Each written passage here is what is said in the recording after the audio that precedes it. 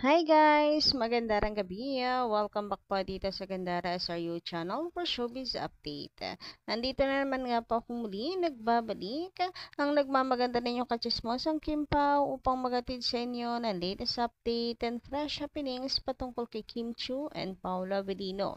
Kaya naman kung isa ka sa mga hindi pa nakaka-subscribe dito sa ating channel at ngayon lamang napabisita dito, maaari lamang napindutin po ninyo ang subscribe button at ang notification bell na nandyan sa baba para mag-updated ka at ma-notify tuwing may bago tayong chika at balita hinggil sa Kim Pao. Basta mga balita na may kinalaman kay Kim Chiu and Paolo Avellino, sagot na po natin yan. And para nga sa gabing ito, ito ang tatalakayin natin at pag-uusapan na may kinalaman dito sa matagal ng proposal ni Paolo Avellino kay Kim.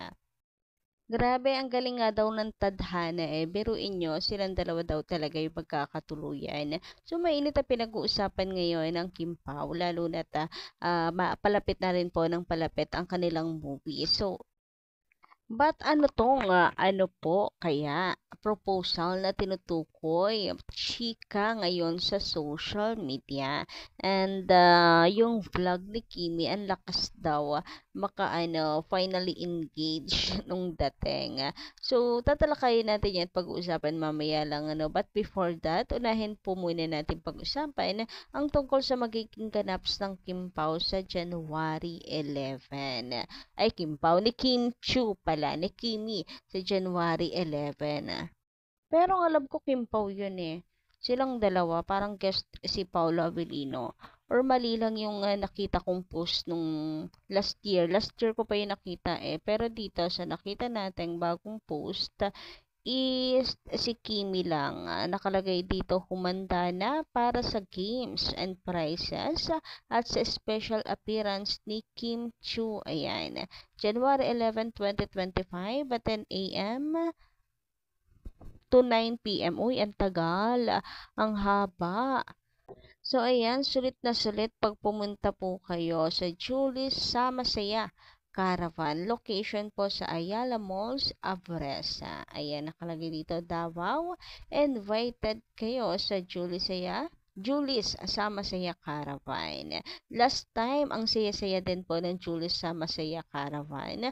Si Kimi lang din yung nandun, pero grabe, dumog po talaga yung mga tao. Tandaan nyo yun, daming tao, dinumog din talaga si Kimi. Kaya na-expect ko talaga na ganun din ang pagtanggap ng mga tao sa mall tour ng Kim Pao pag nag-start sila. Anyway, napaka-busy ni Kim Chiu guys. Grabehan yun Ngayong January, di ba? Full sched na sila. Tapos, meron pang paganito. Uy, praying po sa health nitong si Kimi. Sana talaga hindi po bumigay yung katawan niya sa sobrang dami niyang ginagawa at sobrang puno yung sked niya. Sana ma-manage pa rin niya yung health niya. Anyway, sabi naman dito ni Miss Helenita Katalasan, magandang gabi. Hindi naman nagkausap si Kim at Janine. Hindi nga makatingin kay Kim. Alam mo na si Janine Gutierrez, inggit pa rin yan kay Kim. Talaga namang buong buo. Madam Helenita, grabehan yun Inggit pa rin yan kay Kim at assuming pa rin kay Paolo Avellino. Pakitang tao lang yan dahil live ang ASAP. Isa pa may Jericho Rosales na si Janine Gutierrez. Peke si Janine, assuming pa rin kay Paolo Avellino. O hindi nyo naman sure, malay nyo naman sa backstage nagkausap yung dalawa. Bakit parang hindi kayo masayan? Ang chika wala nang hidwaan, happy lang, good vibes lang. Pwede rin naman na na backstage. So, hindi naman kailangang ipangalanta ka na, di ba, bigla na lang isingit, okay na kami. Hindi naman ganun. Napaka-matured naman na po ni Kim Chiu. And halata mo talagang peke kapag kailangan po ipanglandakan sa media. Huy, okay na kaya kami. Live sasabihin ng gano'n. Napaka-immature naman, di ba? Anyway, good vibes lang po tayo, Madam Helenita. Ayan. Samantala, eto na nga, dumako tayo sa exciting part ng ating vlog. Sabi dito ni Madam Feli Regondon na magandang gabi. May sinabi si Pao, niligawan at sinagot siya ni Kim. So, the story end. Iyan ang totoo. May reklamo pa ba kayo?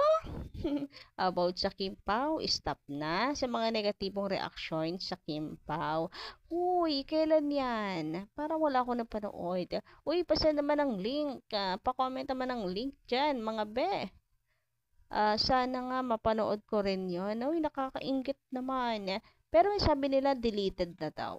May mga ganyan na rin ako nababasang comment actually. Kaso deleted na rin daw after. So, ang swerte naman ng mga nakaabot ng interview. Parang nagalit pa daw si Pao kasi paulit-ulit. So, sinabi na nga daw niya na sila na ni Kim, sinagot siya ni Kim, etc. Pero dinilit din. Ewan, napakamalas ko naman, hindi ko yun naabutan. And higit sa lahat, sana totoo. Sana totoong may ganun nga. Anyway, dumako naman tayo dito sa vlog ni Kimi. Ayan, kasama na si Paolo Avellino. Ay, grabehan yun. Anyway, dito po pala, ayan, kita niyo yung kamay ni Kimi and Paolo. So, parang lakas nga daw po maka-engage na kami. Officially engaged na kasi yung mga kamay nila nakaganyan, parang pinapakita yung engagement ring, parang ganun. Pero wala naman akong ring na nakikita. Ang lakas lang makadating na officially engaged, parang ganun yung mensahe ng Kim Pao. So nakakatuwa naman, ang tatalas talaga ng isip ng mga Kim Pao fans, ano? And ito rin kasi matagal lang talagang isa po sa pinaka-iniintay ng mga fans. Kasi syempre, yung hiling, kagustuhan ng mga fans ay ang endgame ng Kim Pao. Sabi naman dito ni Kitty Bells, sila na talaga. Just read between the lines. Hehe. Madali lang naman sabihin na friends lang kami ni Pao. Oo nga, no, ang dali lang naman sabihin nun. Kung wala talagang sila, hindi naman kinakailangan ng etc. etc. excuse. Pero bakit hindi masabi, 'di ba? Laging, uy, nagkataon lang naman, parang pabebe ganyan. Nagkataon lang, sakto lang. Ano pa kayo? Hindi, may pa ganyan, 'di ba? Pero bakit hindi nga, sabi nga ang dali lang naman pati kay Paolo Avellino, 'di ba? Yung pa I love you, madali lang naman sabihin I love you sa kaibigan, pero bakit hindi masabi live ni Kimi? Kasi iba pag sa kanilang dalawa, may mali siya. Charot. So, ayun na nga. Ang dali lang talaga. So, sabi dito ay sila na talaga in a real life. Kung babasahin mo yung mga kilos, mga sagutan ng Kim Pao, hindi na kailangan pang i-explain yan. Sabi pa nga dito, ng isa nating komentor, husband and wife na nga ang galawan ng Kim Pao eh.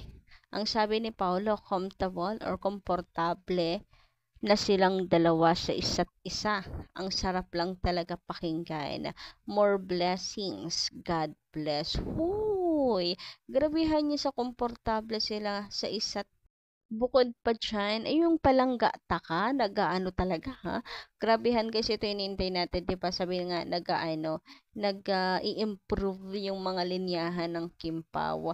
From sakto lang, nagkataon lang to palangga taka. Ay pa, hindi pala muna yan. Ano pala muna? Patibay ng patibay to palangga taka. Ngayon naman, nawawala yung pagod niya pag nakikita niya ako. Hoy, grabehan yun. Grabe, sana all nagle-level up. Ito na yung sinasabing installment, inuunti-unti. Meron na pong nakikita na natin yung differences from noon to ngayon. Kaya guys, chillax lang, baka hindi nyo nakayanin sa pag-reveal ng Kim Pao. Anyway, speaking of reveal, so dati pa pala daw may proposal si Paolo Avellino kay Kim. Eto yung old videos kung saan ay tinatanong si Kimi na kung may proposal na ba. Sabi niya, hindi, wala pa, bata pa. Nandito sinabi ni Paolo na marry me. Oy, dito pa lamang, may proposal na si Paolo kay Kimi, talaga namang. Pero siya muna. Pero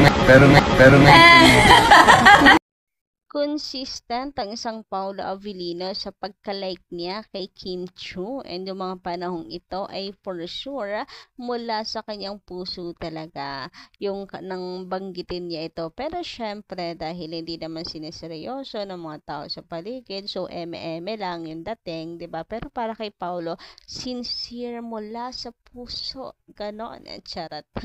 So ayun, matagal na daw talaga yung proposal ni Paolo kay Kim. Hoy, guys, sino mag-aakala, 'di ba, na ngayon na sila na yung magka-partner.